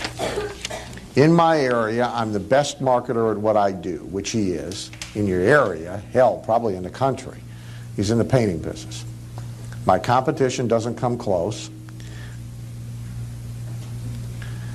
So since this is the case, the question in short is, how come I'm not rich? This is a very good question, all right, because it applies to a lot of people. And there's several parts to the answer. One is, the business itself doesn't lend itself to making you rich. I was afraid you were going to say that. Well, I didn't tell you were going to like it. You know, you want an answer you like, or you want a good? Okay, all right. All right. It's a business that doesn't lend itself, right? It's very hard for you to multiply yourself. Okay? I'm not going to say it's impossible, and it's probably a line of thinking you should already be involved in. Franchising, licensing the marketing system. You know, they finally managed, one of my coaching members is the guy that owns the big handyman franchise company. And they're managing to franchise handyman services. Right? So I wouldn't rule it out, but it's not like it's, you know, hamburger bun, picture on the wall, what the sandwich is supposed to look like. It's a business in your area. To even double the business, your problem's people more than it is marketing and supervising in such a way that you can deliver quality work. Another reason is what he just described. Right? Is there stuff you're hanging on to and doing that unless you stop doing it and go and do the next level of things to grow the business, you're in the way of the business growing? And you may have to temporarily take a hit. This goes back to what you wanted to talk more about. I said yesterday, or the day before, it's all a blur now, after a very long-winded prelude that I won't put the people who are here only today through, that you can really get good at a set of skills that totally are in your way of developing the set of skills you need to do the next level or the next thing you want to do. And so, for example, you can be so good at financial survival, I mean, half of them wouldn't apply today because a lot of things have changed, but I mean, you know, I lived pretty good even when I was broke. And I mean, I mastered survival skills. I know every which way there is to float a check. I know. I mean, listen, I had checking accounts 4 different parts of the country, so you could write it from the furthest point away to the place that it needed to go and buy the float. I know about, you take the X-Acto knife and cut through the numbers, which takes it out of the automated sort and into the manual sort, buys you 2 days. I got a lot of survival skills. Does that bother you? Oh. You never knew that? I'm surprised. But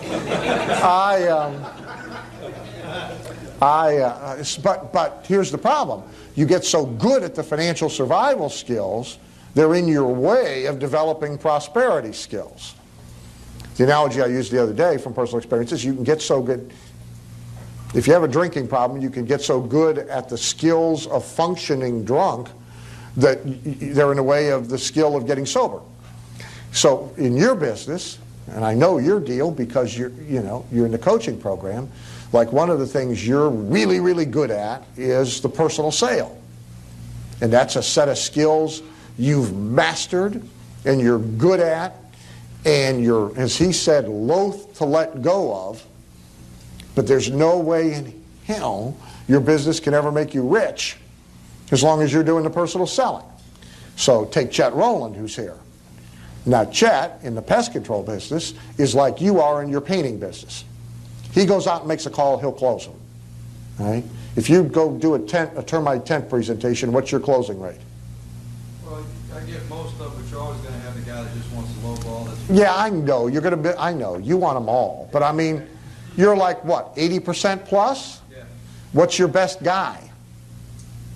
Probably 52. Yeah, okay. He's got to be willing to calibrate the economics of the business to be okay at a 50% close rate and not go make the sales calls. And the temptation, because otherwise he can't have, how many customers you got? Oh, I got over 3,000 active. Okay. And how many pest sprayer guys you got? I got 5 guys that actually go out. Techs. So he can't do that if he's going to go sell every new account. So even though he's got the best skills, and even though he can't replicate himself, he'll never get any of these guys to 80%. He could train them from now until doomsday, and he ain't going to get them to 80%. But No way he's going to get that business to a size where he can sell it for a ton of dough and walk away and be rich with him going out and making all the sales calls. And you just sold Orlando, didn't you? You sold one city. So there's a lot to it. There's the business itself. There's how can we re-engineer, reinvent the business. See, because lots of businesses you can make a living in a lot of businesses. You can make a very good living in a lot of businesses. You can be a high-income person doing everything yourself. It's very hard, though, doing everything yourself in a traditional business. See, there's no way in your business with my anathema to employees and excessive. See, I couldn't do your business. And doing it alone, see, I can do mine alone, and I was able to generate enough income to achieve my wealth goals.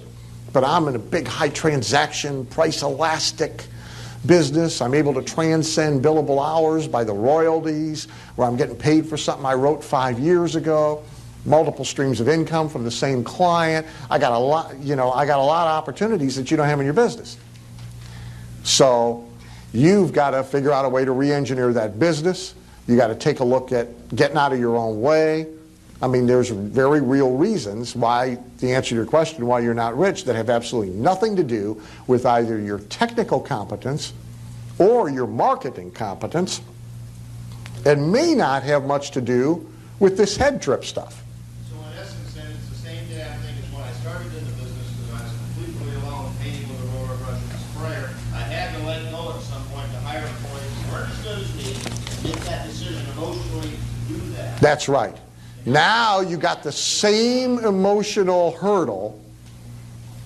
If you were going to say, for example, now go work 4 cities instead of 1, and have a joint venture partner in each city, and you're going to control the marketing, and they're going to have the crews, you got to make the emotional adjustment never to go make a sales call again. Right? That's the deal. That's the answer. And it's kind of the $1 million to $10 million. It's it's all of that. And it's very hard for the sole proprietor, particularly in a service business, to let go of doing the service. That's the first problem, and he got over that.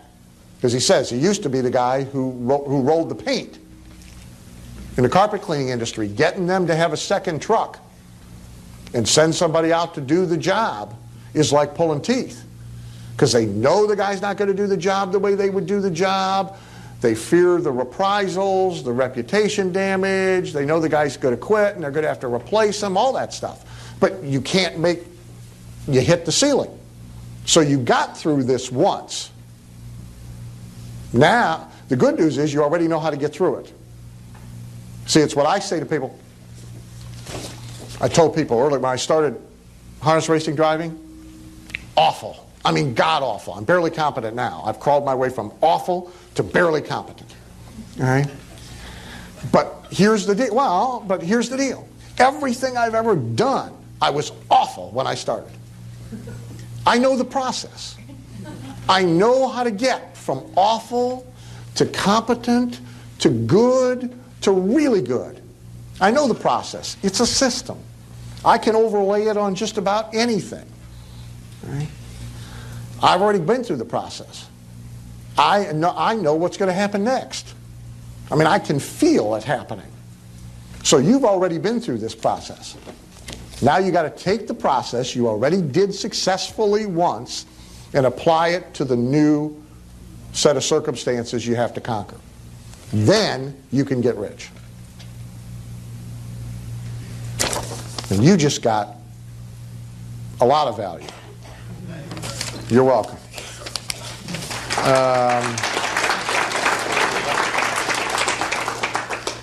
At Chin. When you were at, this is At Chin for the scoring purposes.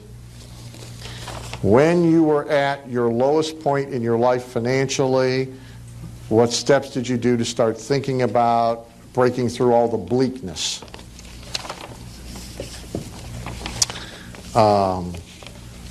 I strongly suggest to you a trip to the record store and buy a lot of comedy CDs. That's a practical answer, and also you need to lighten up, my man. Bleakness. What a word. I hurt. Bleakness.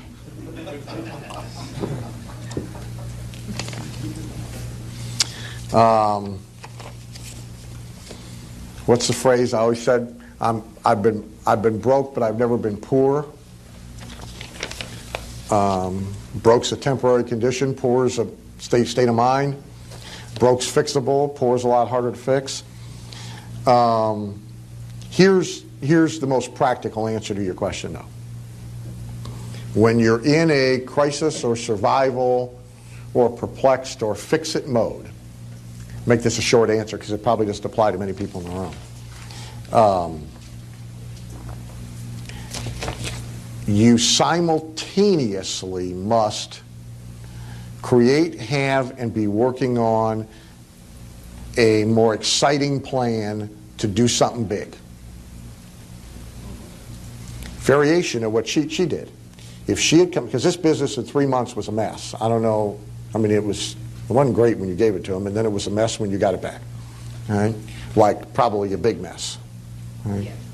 If she came back to that thing and all she worked on was the crisis, how can I fix this? How can I stick a thumb in this hole?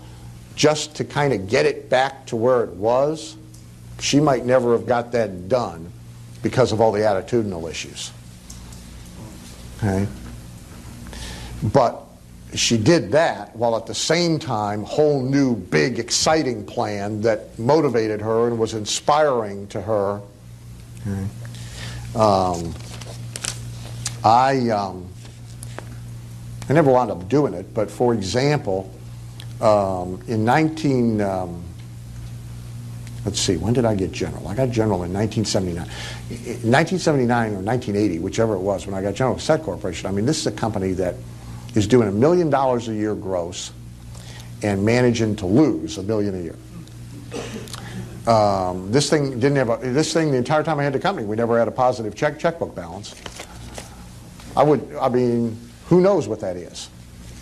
And this thing, especially early on, state of massive crisis.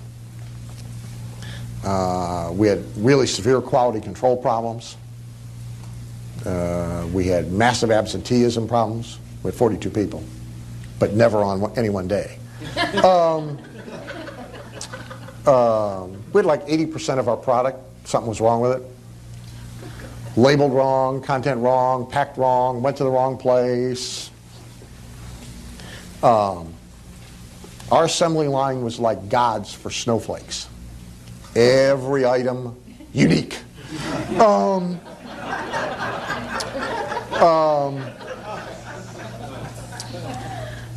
Old shtick, rolls around in the subconscious. And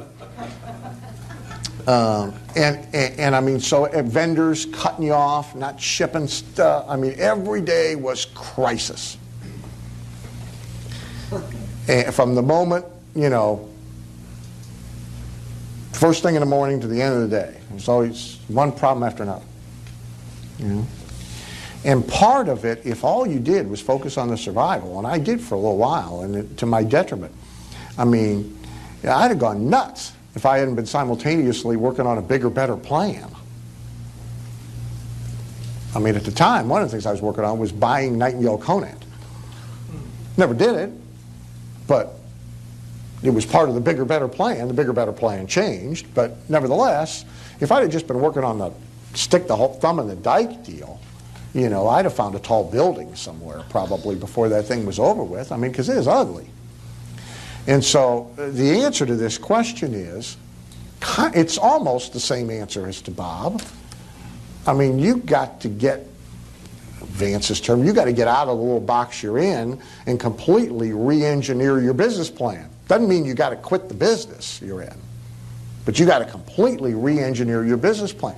You know, I mean, not that this is your answer, but remember, Quill, who I'm sure you gnash your teeth every time you see their catalog out, but Quill, which I believe is now the largest mail order marketer of office supplies in the country, That was two guys in a little office supply store somewhere who weren't making any money.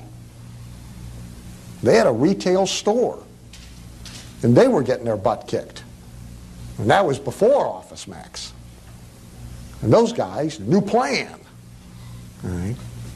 So the answer is you got to be working, even if you're fighting for survival half the day, the other half of the day, you better be working on something that's exciting, that gets the creative juices going, that keeps you sane, that, you know, so you got to be running two things at the same time.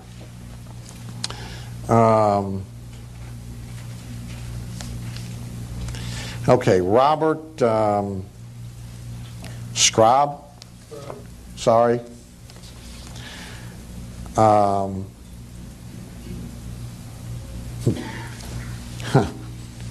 Okay, the first one's more general. Obviously, you work more on your business than in it. What are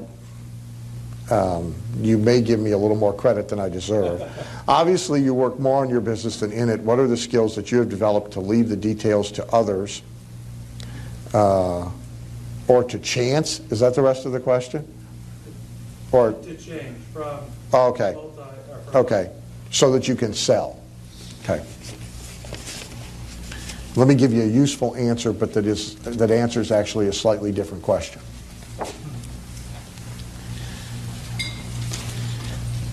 Here's a regimen most people would not think I have, because I cultivate that because I try and convey that I don't. Every single day, no matter what I am doing in the business, I make sure I've done at least one thing to fill the pipeline with new business. I'm not going to go to sleep without doing one.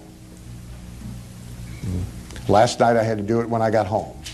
This morning I did it at 5:30 in the morning before I left. Got one fax out. Only got one, but I got one. I'm going to do something every single day, no matter what I'm doing, to fill the pipeline with new business. Because otherwise, at some point in time, the pipeline's empty. Maybe not. Maybe mine would fill itself now. But I got enough paranoia. Okay.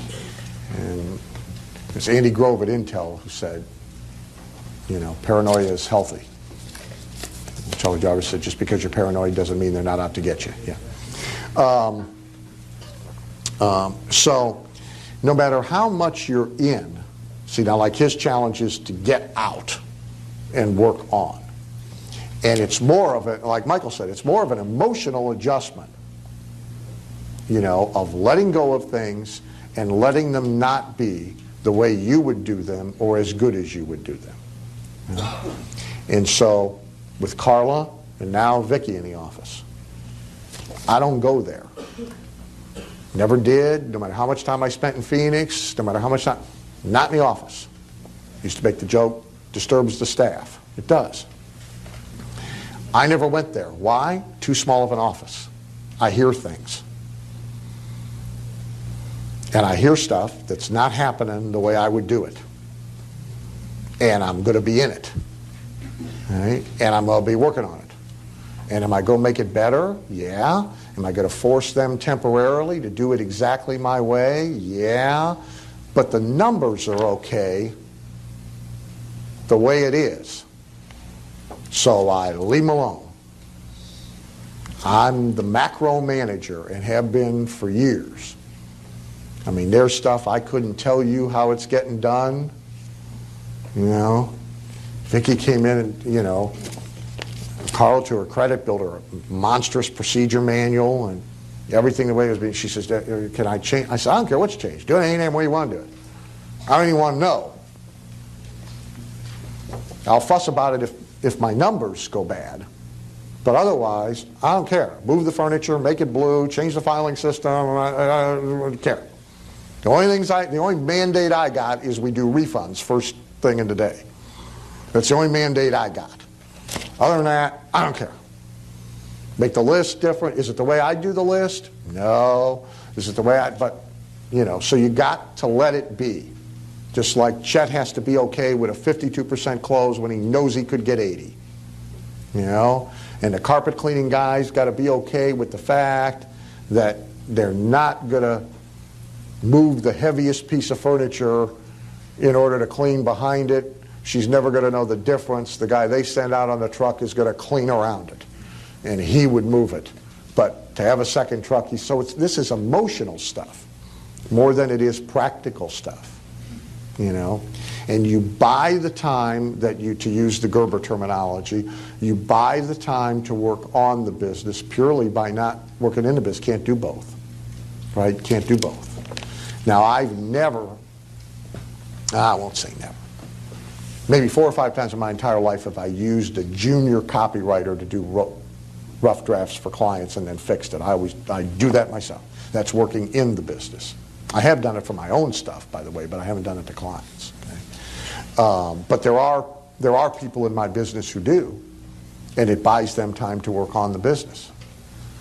Because something that I would bill at $30,000, you could pay a junior copywriter $3,000 to get you to rough draft, and it's perfectly acceptable. So you could fault me for that. But you look for things that you can unload, that aren't deadly, that aren't fatal, you know, that aren't crippling. You know, I mean, in the transition and in the change now, and it's no, you know, there's some mistakes made, but you know, none of them are fatal, none of them are crippling, and none of them have affected my numbers. And it's all about the numbers. You got to get yourself a herd. It ties to what we talked about earlier, the contact with the end user, you know, the customer. You got to control the end user. In my type of business, which would affect Bert, Michael, Pamela, a lot of people in the room, in my type of business, there's a formula. 2,000 herd, $1 million plus a year. How many millions a year you want? It's as predictable as the day is long. Give me the 2,000, I'll get you the mill. Huh? Net.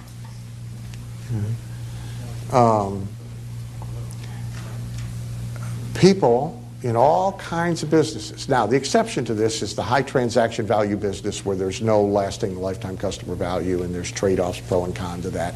You know, the guy selling a $45,000 cosmetic dentistry case, should he worry about putting people on a continuity program from mouthwash and toothpaste at $29 a month? The answer is no. Just go get another $40,000 deal. Okay? But for the most part, the surest wealth formula is a herd. Raving fans who will give you money repetitively for whatever it is that you do. And a lot of businesses understand, focus on this principle. They're based on the principle, they just don't really do it very well. Guy owns a chain of hair salons. What's that business all about, really? It's about the herd. It's about the customers who will come back month after month after month after month after month and not go anywhere else and come in there and get their hair done. It's about the herd.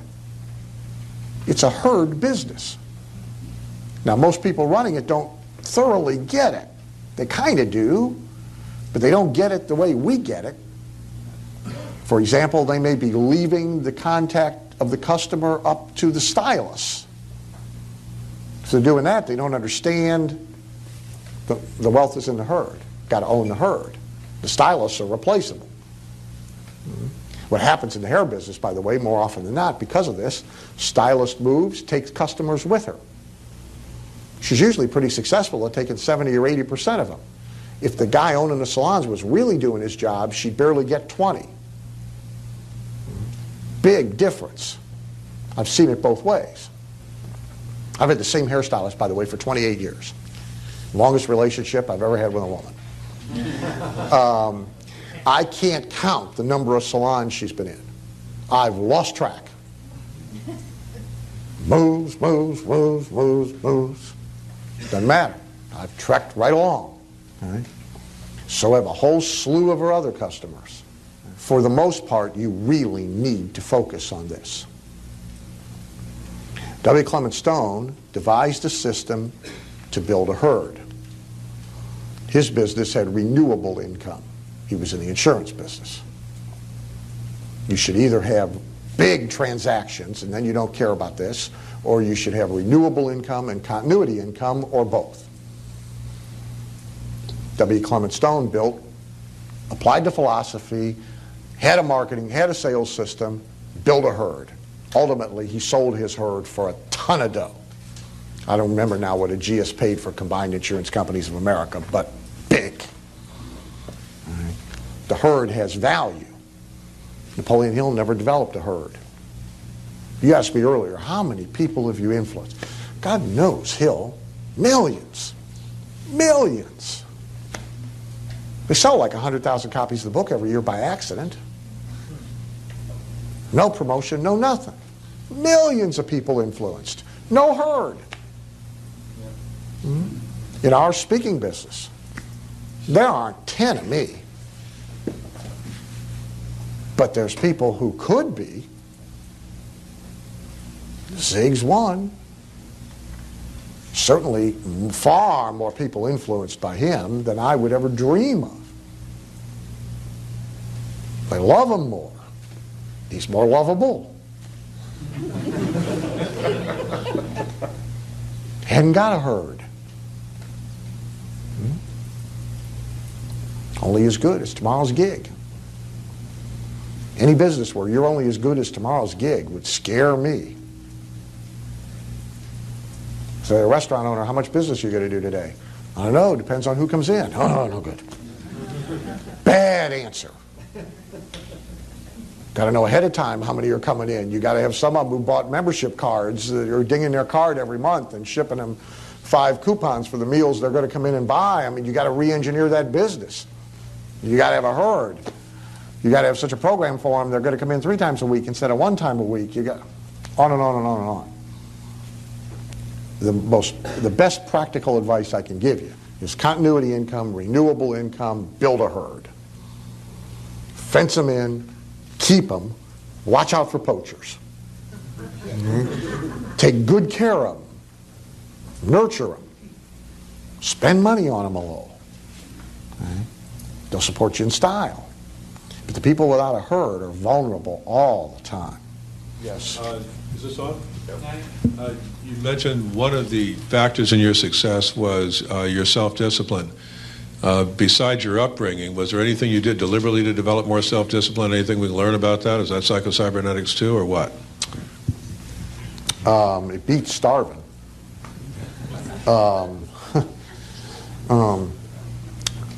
When you're short on talent, discipline's the best substitute.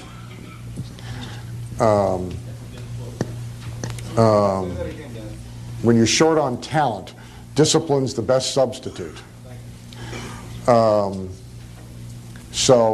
some upbringing, you know, as an aside, we've discovered a hiring secret. You and I have talked about it. Would you guys like to know how to actually dramatically improve your chances of hiring somebody worth having? My clients and my platinum members and I have finally all agreed on a valid litmus test. Here it is. Don't hire anybody whose parents didn't run a business and the kid worked in the business. One more time. Don't hire anybody who didn't work in their parents' business. They were growing up, their parents had some kind of a small business. A restaurant's real good because they worked long hours, they worked odd hours, they didn't get to go do some of the things that the other kids got to do because they had to work. It was grunt work, they didn't like it, and they learned work ethic, and they learned discipline. And we were talking about this and talking about this and talking about this, and gradually it's so profound. It's so evident for every one of us in either the best people we've ever had or the only ones we've ever had worth keeping. This is the commonality. And so some of it was upbringing, but some of it was discovery. Hey, see, you know John Carlton's deal that You know, nothing in life, nothing on the planet would ever have happened without a deadline. You know, we must assume that God made the decision he was going to rest on the seventh day before he started the process. You know, or presumably Earth would still be happening. You know, so it's deadlines. I mean, you know, I'm disciplined, but I'm lazy. I mean, like anybody else, getting me into gear ain't the easiest thing on the planet, and so deadlines are what do it. I had a good day. I hope you had a good day. Appreciate your participation. Thank you very much.